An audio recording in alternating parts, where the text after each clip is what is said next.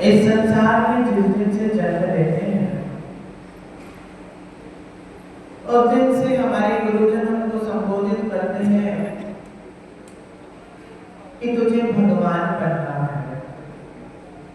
और चाहे किसी भी संत के पास चले जाना, किसी भी फकीर के पास चले जाना, किसी भी निर्ग्रंथ के पास चले जाना, किसी भी मुनि के पास चले जाना, वो हमेशा एक ही उपदेश दिया करते हैं कि तुझे क्या बनना है, भगवान बनना है। भगवान बनना चाहते हैं आप सब? चाहते हो? क्यों? इस संसार में जितने भी जीव हैं तो उनसे पूछ लिया जाए और उनसे कहा जाए कि क्या तुम वास्तविकता में भगवान बनना चाहते हो, तो सबके मन में एक ही भावना चाहती है कि हाँ मैं भगवान बनना चाहता हूँ, क्योंकि भगवान के पास जो सुख है वो सुख किसी और के पास चाहिए। देख लीजिए सावन का महीना चल रहा है, जो तुम नहीं खाते हो उससे ज्यादा भोग भगवान कहने वालों को लगा दिया जाता है।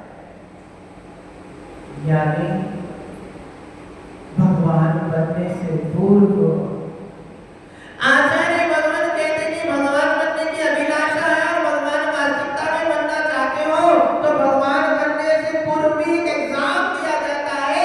भगवान बनने से पूर्व भी एक एग्जाम दिया जाता है, जिस नाम एग्जाम का नाम होता है कि भगवान बनने के पूर्व पहले इंसान बनना सीख लो। यानी जब तक इंसान नहीं बन पाओगे तब तक भगवान कभी भी नहीं बन पाओगे।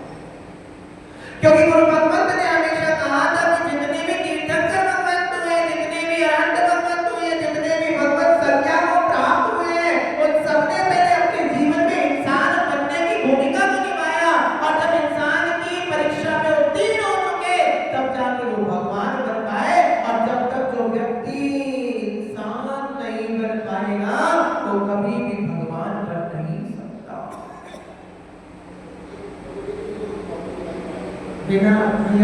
बिना बोले काम करवा रहे हैं, बिना ओ ज्ञानी पुजारीगण, जितने भी पुजारी शांति के साथ अपना कर्तव्य करो, अपना कर्तव्य करें। आचार्य भगवान कह रहे हैं इंसान बनना ही नहीं करना है, क्योंकि भगवान बनने के पूर्व क्या बनना पड़ेगा, इंसान बनना पड़ेगा। और जब तक इंसान नहीं बनोगे तब तक भगवान कहने शब्द में बहुत आसान है, लेकिन भगवत संज्ञा प्राप्त कर पाना बड़ा कठिन काम हुआ करता है। इसलिए गुरुदेव हमको बोल रहे थे कि साधु बनने से पूर्व देखना, जब कभी भी किसी को निर्ग्रंथ योगी बनाया जाता है उससे पूर्व उस समय साधुगण उसको अपने निकट संगति में रखते हैं ताकि वो संस्कारित हो सके। जन्म के साथ माँ उस बालक को अपने पास रखती है, अपने आंचल में छुपा के रखती है, ताकि वो ममत्व का भाव सीख सके। ऐसे ही भगवान बनने से पूर्व भगवान कह रहे हैं, जब तक इंसान नहीं बन पाएगा तब तक भगवान बनने वाला इंसान ही तो है। इंसान के रूप में तो जी रहे हैं, और आपके जो भगवान बनने से पूर्व इंसान तो बन गए। अब क्या करना है? अब तो बस भगवान बनना ही शेष हो गया है। आचार्य गुरुदेव कह रहे हैं, ज्ञानी आत्मा खाली मनुष्य इंसान के शरीर को प्राप्त कर लेने से, पंच इंद्रियों को प्राप्त कर लेने से, शक्ति बन जाने के मात्र से तुम कभी इंसान नहीं होते हो, क्योंकि इंसान कभी भी पंचेंद्रिय और मन के सहारे नहीं होता, बल्कि इंसान यदि जीता है तो अपनी भावनाओं के कारण जिया करता है।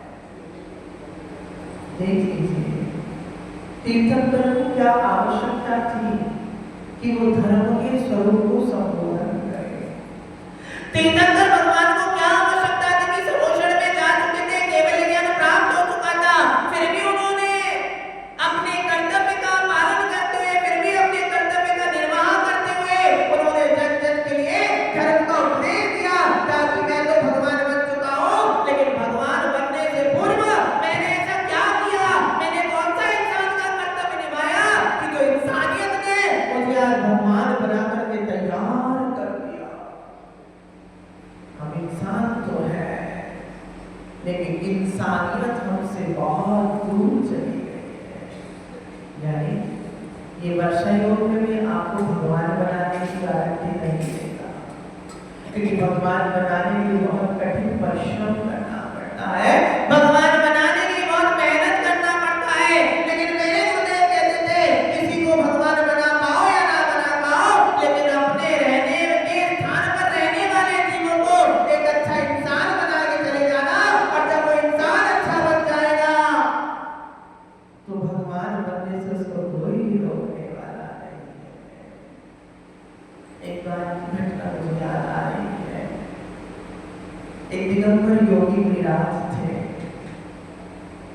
अपने शिष्य समुदाय के साथ विहार कर रहे थे, और जब शिष्य समुदाय के साथ विहार कर रहे थे तो एक नगर में पहुंचे, और जैसे ही नगर में पहुंचे तो नगर में पहुंचने के बाद लोगों ने उनकी बड़ी आवभगत करी, उनका खूब सम्मान किया। नगर के हर घर के बाहर उनका बाल प्रक्षालन हुआ, नगर के हर घर के बाहर उनका स्वागत हुआ, ढोल नगाड़े बजाए गए।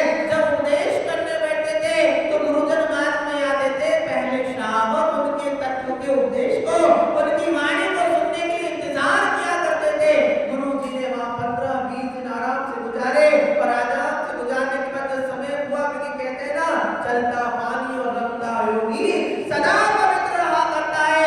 वो भी 20 दिन का प्रवास किया, और 20 दिन का प्रवास करने के बाद सब गांव के लोग उनको अपने दूसरे गांव तक, गांव के बाहर छोड़ने के लिए आए।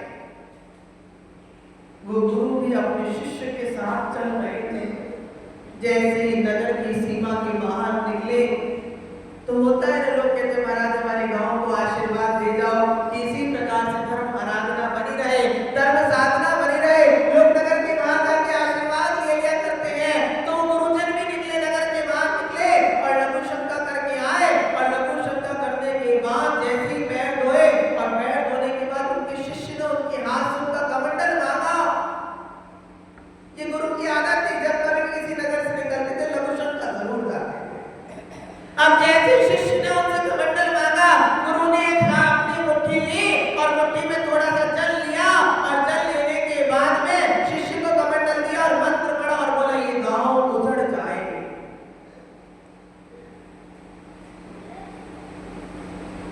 गुरु के शिष्य थे, वो सोचने लगे कितना अच्छा तो गांव था, लोगों ने हमारी इतनी आवभगत करी थी, लोगों ने हमारा इतना सम्मान किया था, लोगों ने हमारी इतनी पूजा की थी। हो सकता है गुरु महाराज को कुछ गलत लग गया हो सकता है गुरु महाराज को कुछ गलत दिख गया हो, इसलिए गुरु महाराज ने एक ऐसा अभिशाप दे दिया। गुरु महाराज ने एक ऐसा शाप देकर के चले गए, और क्या कहा कि ये गांव, बोलो ना क्या हो जाए, हो जाए। शिष्य शांत रहा, क्योंकि गुरु के पास में अनुभव हुआ करता है, गुरु के पास में तर्क हुआ करता है, गुरु के पास ज्ञान हुआ करता है। इसलिए शिष्य ने सोचा, हो सकता है गुरु को कुछ दिखा दिया हो सकता है गुरु के मन में कुछ आया हो, या हो सकता है गुरु महाराज ने गलती से कह दिया हो। वो आगे गमन किया, उसने शिष्य ने कोई सवाल नहीं किया। विहार करते करते दूसरे नगर में पहुंचे, और जैसे ही दूसरे नगर में पहुंचे तो जब देखा नगर के मंदिर तक पहुंच गए, एक आदमी रास्ता बताने वाला भी नहीं मिला। पिछले गांव में तो गए थे तो हर आदमी आओ भगत कर रहा था, ढोल लगाने से हमको लेने के लिए आया हुआ था। इस गांव में तो एक आदमी हमको मंदिर तक लेने भी नहीं आया, किसी के घर के बाहर निकल के दर्शन भी नहीं किया, किसी ने पाद प्रक्षालन भी नहीं करवाया, और इतना ही नहीं कोई मंदिर में भी दर्शन करने नहीं आया। लेकिन साधु का सबसे बड़ा धर्म यदि कोई होता है तो समता हुआ करती है। असि प्रसारण निर्हरण में सदा समता है। चाहे तलवार से गला काट दो और चाहे पूजा फूलों से कर दो, इन दोनों बातों में भी विराज क्या करते हैं, समता को धारण किया। आप कुछ भी करो, याद रखना हमारे गुरुदेव कहते थे, नगर में कहीं भी चले जाना, कोई कुछ भी कहे, लेकिन अपनी समता को बिल्कुल भी खोने मत देना। जो तुम्हारे लिए कांटे बोएगा उस व्यक्ति को पहले खुद कांटों को सहन करना पड़ेगा। इसलिए कभी घबराना मत, आप अपना कर्तव्य करते चले जाओ। ये तो देखो कि और विचार करना कि भगवान हमारी जैसी समता सबको मिलती है। यानी आत्मा साधु की सबसे बड़ी परिभाषा यही कोई है तो समता है। वो समर में नगर साधु में गए, उन्होंने भी समता को धारण किया, उन्होंने भी पेशेंस रखा, और पेशेंस रखने के बाद जिस नगर में कोई लेने नहीं आया, कोई बैठने नहीं आया, कोई पूजा करने नहीं आया, उस नगर में भी गुरु ने कितने दिन गुजारे, 25 दिन गुजार के गए।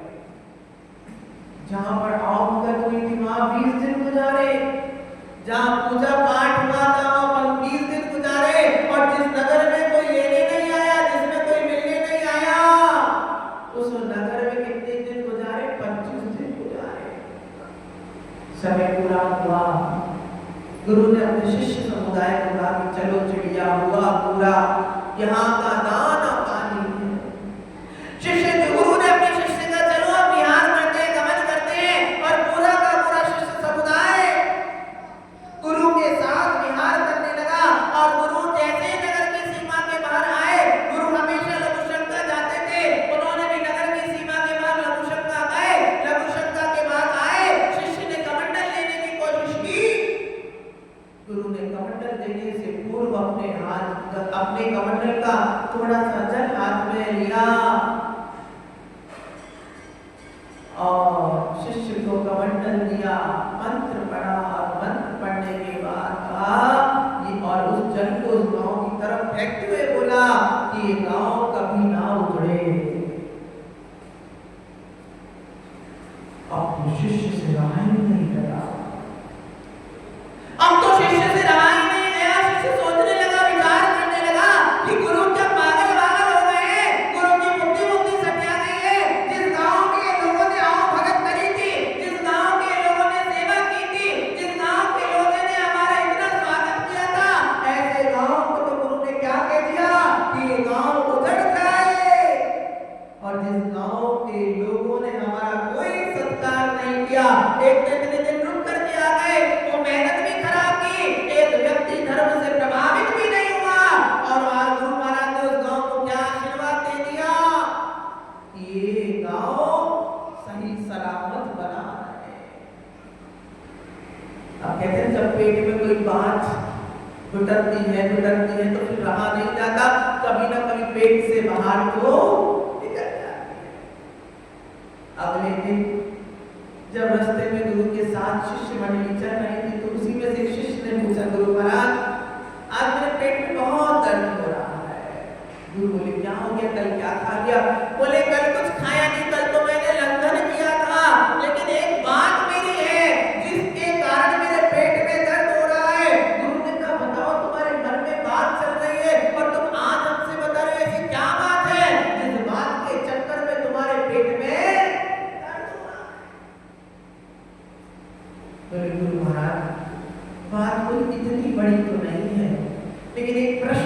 पूछने जागा, गुरु बेटा क्या प्रश्न है? बोले गुरु भगवंत, मैं जब आपका प्रिय शिष्य और आपके साथ हमेशा गांव की नगर की सीमा के बाहर आपका कमंडल में अपने हाथ में लेता हूँ, हाँ बेटा ले लिया करते हो, क्या हुआ? बोले गुरु भगवंत, हम इस गांव से पिछले वाले गांव में जब गए थे जहाँ 15-20 दिन रुके थे, और 20 दिन रुकने के बाद जब गांव से बिहार हुआ तब आपने कमंडल से जल लिया, मंत्र पढ़ा और मंत्र पढ़ने के बाद उस गांव में पानी फेंक दिया और ये कहा कि ये गांव उजड़ जाए। और जहां कोई हमको लेने नहीं आया, आपने उस गांव के बाहर जाके ये पूछ और पेशाब किया कि ये गांव ऐसा ही सलामत बना है। आपसे मैं प्रश्न करना चाहता हूँ गुरु भगवंत, सेवा करने वाले के साथ ऐसा व्यवहार और जिसने सेवा नहीं करी उसके साथ ऐसा व्यवहार, ये कौन सा आपका उनके प्रति प्रेम का भाव है? गुरु ने कहा बेटा बस यही तो बात है, इस बात को समझने में समय लगेगा। नहीं गुरु भगवान, आज तक हमने यही देखा है कि जो हमारी सेवा करता है हम उसको बहुत आशीर्वाद देते हैं, और जो हमारा तिरस्कार कर दिया करता है हम उससे रुष्ट हो जाते हैं, हम उससे गुस्सा हो जाते हैं। लेकिन आपने तो उल्टा कर दिया, जिसने सेवा करी उससे रुष्ट हो गए और जिसने सेवा नहीं करी उसके प्रति सम्मानित हो गए, उसके प्रति प्रेम का भाव रख लिया। तो गुरु भगवान ने उत्तर क्या दिया? बेटे मैंने उस गांव को उजड़ने का आशीर्वाद दिया और इस गांव को बने रहने का, उजड़ने नहीं का आशीर्वाद दिया।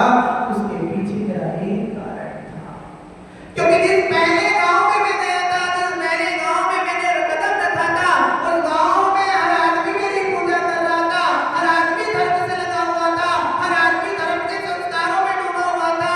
और मैंने उनको उजड़ने का आशीर्वाद इसलिए दिया क्योंकि धर्मात्मा व्यक्ति उजड़ के जहां जाता है वहीं पर धर्म का माहौल तैयार कर दिया करता है, और पापी यदि धर्मात्माओं के बीच में चला जाता है तो धर्मात्मा को भी पापी बना दिया करता है। समझ में आया? उस गांव को उजड़ जाएंगे तो एक एक नगर का आदमी जिस जिस नगर में जाएगा वो कोशिश करेगा कि मैं तो धर्मात्मा हूँ, चलो आओ तुम भी मेरे साथ भगवान की आराधना करो। जैसे राजा को याद होता है, राजा शेडी को बोध हुआ कि भगवान महावीर का समुद्र विपुलाचल पर्वत पर आ गया, उसने कहा मैं अकेला नहीं जाऊंगा। क्या कहा? मैं अकेला नहीं जाऊंगा, क्योंकि राजा की शोभा बताओ किससे होती है? राजा की शोभा यदि होती है तो हमेशा प्रजा से हुआ करती है। गुरु की शोभा यदि होती है तो शिष्यों से हुआ करती है, और हीरे की शोभा यदि होती है तो स्वर्ण से हुआ करती है। ऐसे ही आचार्य भगवंत कह रहे हैं कि गुरु भगवंत बता रहे हैं कि उस नगर को जो उजड़ने का आशीर्वाद दिया, उस नगर का व्यक्ति जहां जहां निकलेगा वहां धर्म का माहौल बनाता चला जाएगा। और उनको इसलिए ऐसा आशीर्वाद दिया कि पापी है और सारे के सारे पापी एक जगह रहेंगे तो कम से कम पाप एक ही देश में रहने वाला है, अन्य कहीं भी पाप जाने वाला नहीं है। ये गुरु की कितनी तीक्ष्ण बुद्धि थी। यानी आपका कितना सौभाग्य है, आप अपनी अपनी नगर छोड़ करके सन्नो एड़ा में आए हो। इसमें आए कोई कहाँ से आया, कोई एमपी से आया, कोई राजस्थान से आया, कोई छोटी लाइन से आया, कोई बड़ी लाइन से आया, कोई पंजाब से आया, कोई हरियाणा से आया। आचार्य भगवत कहते हैं वरम प्रत्यय पदम देवम, नहीं हाँ वरम प्रत्यय पद। आचार्य भगवत इष्टोपदेश ग्रंथ में कहते हैं कि जैसे रात्रि के समय बगुले क्या करते हैं, एक पेड़ पर आकर के ठहर दिख देशे खगा एकदम संपसंति नगे नगे देशे दिक्षु करप्ते पंचंति या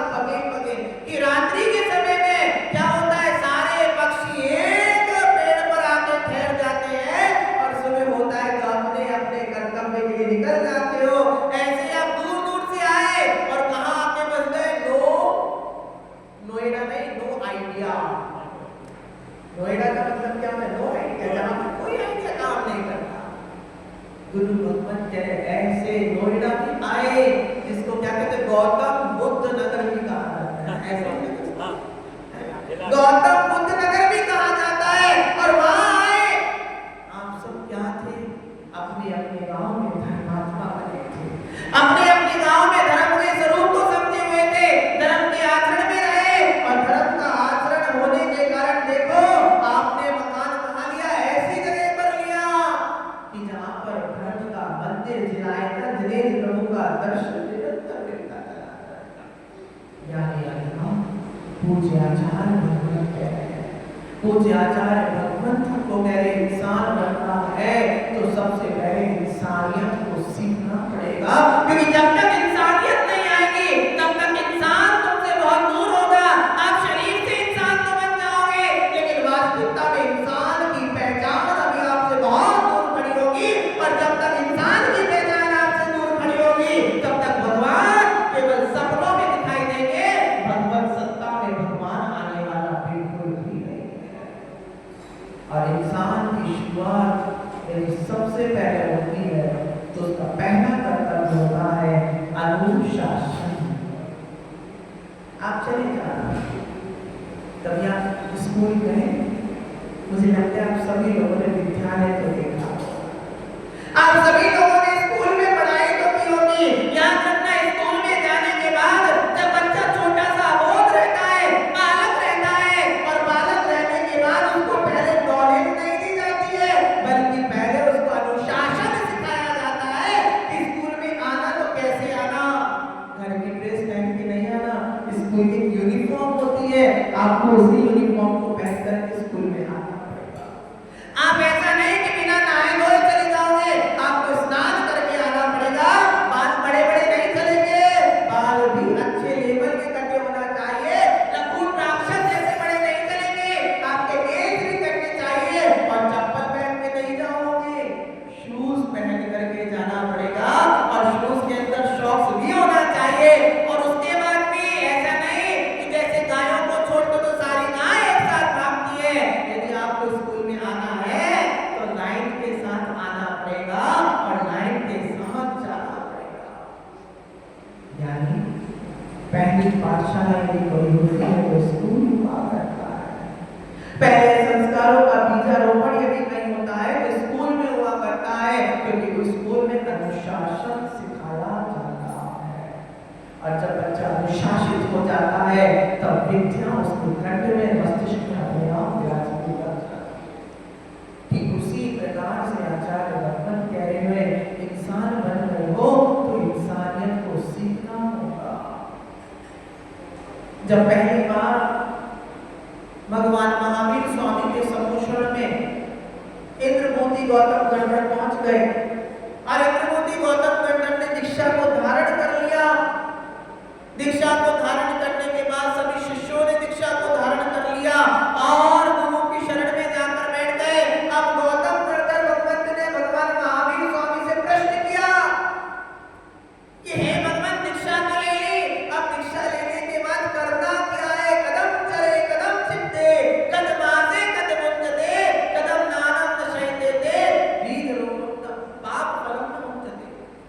कि ये भगवान कैसे चले, कैसे उठे, कैसे बैठे, कैसे खाए, कैसे सो, और कैसे पढ़े कि जिसके कारण पाप का बंध ना हो।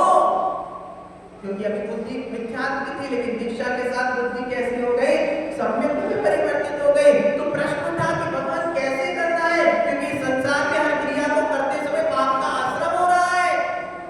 बैठे बैठे कितना पाप कमाना, अभी महाराज जी बता रहे थे ना कि भावनाएं बहुत काम की चीज होती है, कल बताऊंगा। यानी अथवा पूज्य भगवंत ने उत्तर दिया, भगवान महावीर ने कहा कदम की जगह जदम कर दे, कि कुछ भी कार्य करे तो कदम चले, यानी जदम चले गदम चित्ते, जद मासे जद भुंत दे, जदम शयने नवंतम ती, तीव्र पापम न कुछ। आचार्य भगवंत कहते हैं कि कैसे चलना, यत्न पूर्वक चलो, यत्न पूर्वक बैठो, यत्न पूर्वक बोलो, यत्न पूर्वक देखो, यत्न पूर्वक खाओ, और यत्न पूर्वक सो। जब आप ऐसा करोगे तो आचार्य गुरुदेव ने मूलाचार्य ने कहा इर्यापद समिति क्या है? क्यों प्रभु, क्यों माता जी? आचार्य भगवत ने कहा कि इर्यापद समिति क्या है? तो बोला 4 हाथ भूमि को देख करके चलना, इसका नाम इर्यापद समिति होता है। क्यों बताया गया 4 हाथ? क्योंकि अपने हाथ से, अपने मनुष्य जिस व्यक्ति का जो हाथ होता है, उस हाथ से व्यक्ति का शरीर 3.5 हाथ का हुआ करता है। भगवान 4 हाथ जमीन देखकर चल रहा था, लेकिन जमीन देखते देखते चलते चलते भी एक चींटी मर गई। अब बताओ आपका वध होगा कि नहीं होगा? गुरु भगवान से प्रश्न किया कि भगवान आपने कहा कि देख करके चलो, और मैं देख करके चल रहा था, और देखते चलते चलते भी एक चींटी का घात हो गया, एक चींटी भी मरणासन अवस्था को प्राप्त हो गई। तो गुरु भगवान ने कहा यदि यज्ञ पूर्वक क्रिया को किया होगा, यदि देख करके चलना होगा, और उसमें यदि जीव आके मर जाएगा तो तुझे पाप का आश्रय नहीं होगा, क्योंकि तूने अपना कर्तव्य देख करके चला था। उस बीच में कोई आ गया तो मर गया, लेकिन यदि तू बिना देखे चल रहा होगा और चींटी मरे या ना मरे तो भी तुझे पाप का आश्रय होगा, क्योंकि तूने अपनी बुद्धि को कहीं और लगा। हम लोग छोटे थे ना जब, तो पापा दिन भर मम्मी दिन भर खिच करती थी, पढ़ो पढ़ो पढ़ो पढ़ो पढ़ो पढ़ो पढ़ो। तो हम ज्यादा दिमाग खराब होता तो क्या करते, लोग पढ़ने बैठना है ना, किताब खोली और बैठ गए टेबल पर लगा, अब पढ़ा लो। जब मन ही नहीं आता तो पढ़ने का मन कैसे होगा? याद रखना, पढ़ना ज्यादा इम्पोर्टेंट नहीं है। गुरुजी हमेशा कहते, आपने कभी गाय को देखा? गाय क्या कहती है? दूध देती है? तो बताओ, गाय जितना ज्यादा खाती क्या उतना ज्यादा दूध देती? अच्छा, गाय दूध खाने से नहीं देती, देती। जीवन में ध्यान रखना, गाय का दूध यदि बढ़ता है, राकेश में गाय का दूध यदि बढ़ता है, आप दिन भर गाय को खिलाओ। जो गाय 8 लीटर दूध देती थी, आप दिन भर गाय को खिलाना, वो गाय धीरे धीरे 4 लीटर दूध पर आ जाएगी। यदि आपको गाय का दूध बढ़ाना है तो गुरुजी कहते हैं गाय के दूध को यदि बढ़ाना है तो गाय को खाने को कम दो, उसको जुगाली करने का समय ज्यादा, क्योंकि खाने से केवल गोबर बनेगा और जुगाली करने से क्या बनेगा? दूध बन के तैयार होता चला जाएगा। यानी पढ़ना इंपॉर्टेंट नहीं है, स्वाध्याय करना इंपॉर्टेंट नहीं है, सबसे ज्यादा इंपॉर्टेंट यदि कोई है तो उसका चिंतन करना है। आज घर जा करके ये विचार करना, आज घर जाके ये चिंतन करना, इंसान तो बन गया, क्या इंसानियत मेरे अंदर है? और जब तक मेरे अंदर इंसानियत नहीं होगी तब तक मैं भगवान और भगवत संज्ञा से बहुत दूर बना हुआ हूं। और इंसानियत का सबसे बड़ा पहला कर्तव्य होता है अनुशासन में स्वयं रहना और अपने साथ वाले जीवों को अनुशासित रखना। आज हमारी जैन समाज की सबसे बड़ी गलती है, आदत है, हमारी समाज अनुशासित समाज नहीं है। भोजन होता है तो ऐसे टूटते हो जैसे तुम्हारे घर में खाने को ही नहीं था। मर्यादाओं में रहो, भगवान का अभिषेक करके आए हो, मर्यादाओं में रहो, अनुशासन में करो। आप देखना कुछ कुछ जगहों पर हमको इतना अनुशासित लगता है कि वास्तविकता में लगता है। जब गुरुजन बोले, जब गुरुजन प्रवचन करे, उस समय शांत बैठो, सुनो। क्या पता गुरु का बताया एक छोटा सा शब्द आपके जीवन में कब आपके जीवन की दशा और दिशा दोनों परिवर्तित कर दे। इंसान बनने से पहले इंसानियत को सोचो, और मंदिर आने से पहले अपने आप को अनुशासित होने की सोचो। हम देखते भगवान के मंदिर आते, चप्पल एक चप्पल यहाँ, दूसरी चप्पल वहां।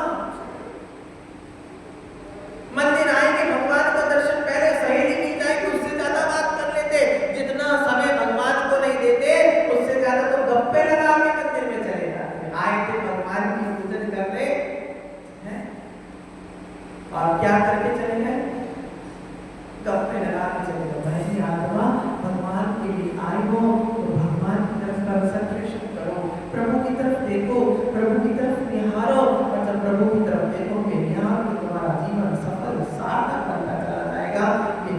समाज में इंसान बनने की कोशिश करें, क्योंकि इंसान वही होता है जिसके पास बुद्धि होती है, इंसान वही होता है जिसके पास ज्ञान होता है। आज मैंने आपको इसलिए बताया, ये समझाने का कर्तव्य मेरा इसलिए था कि कल आपके यहाँ पर चातुर्मास कलशों की स्थापना है।